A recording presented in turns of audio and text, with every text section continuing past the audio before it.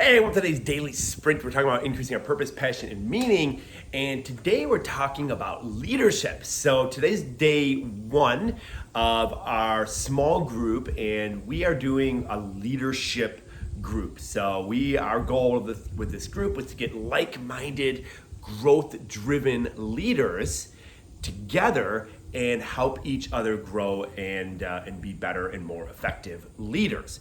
So what I wanted to do, and this is my war board for tonight's meeting, I'm pretty pumped about it, but I wanted to kind of define what is a leader? Because I think that's a term that is just thrown around. I think if you ask 10 people if they wanted to be a leader or if they are a leader, they would all say yes. But let's really dissect this and see if that's really the case, because it's not a good or bad. Whether you're a chief or whether you're an Indian or whether you're a leader or a non-leader, none is better than the other. But I think there's this connotation that we all feel like we must be leaders. Well, let's talk about that. So number one, three things that if you're stepping into a leadership role.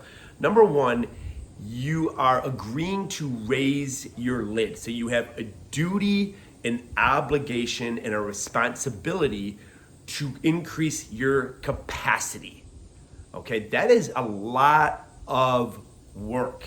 Okay, a lot of work. As a matter of fact, there's a phrase in the Bible, I believe let's see, I got it written down there, James 3:1, and what it says is that leaders are actually, I'm paraphrasing, but it says that leaders are actually judged stricter, okay? Because they're leading other people, so they're actually judged to a higher standard. Not everyone wants to accept that, whoa, higher standard, man. Not everyone wants to increase that capacity and don't have that necessarily, that kind of pressure. So number one, if you feel that it is your duty, responsibility, and obligation to lead other human beings, that would be number one. Number two is providing a safe haven for other leaders, because you're going to find that leaders are pretty rare in life. So providing a safe haven for others. Now, I love it. You've heard of the phrase, iron sharpens iron. Leaders tend to be made of iron. So let's kind of unpack that. Sounds really cool. Sounds kind of oh yeah, I'm iron, okay? Iron is a very hard metal. It has a lot of resiliency, okay? So that's iron sharpens iron, okay? Iron is tough to bend. Again, very hard metal. Where somebody else might be gold. Gold is a soft metal. Well, here's the thing, gold is a heck of a lot more rare than iron. So that's kind of one of those leader things. It's not hey, if you're a leader, you're up here, and if you're not, you're here. It has nothing to do with that. Like I just said, gold is extremely precious. So maybe someone who has a great amount of empathy, but maybe they lack a little bit resilience or mental toughness, but they have really good empathy. They might be gold, and they might actually, through their empathy, through their understanding, through their giving heart, through their generous heart, they might be able to help a ton of people, if not more people, than the iron. Okay, so again, that's I like that verse because one isn't better than the other. But yes, iron sharpens iron, and gold can mold gold. Ooh, cool, that's catchy. All right, so, but that is one thing that as a leader you're committing to. You're not allowed to just be on your little island and just take care of you and just make enough to get by for you and your family. You're taking on the responsibility to do that for other people as well, or coach them on how to do that.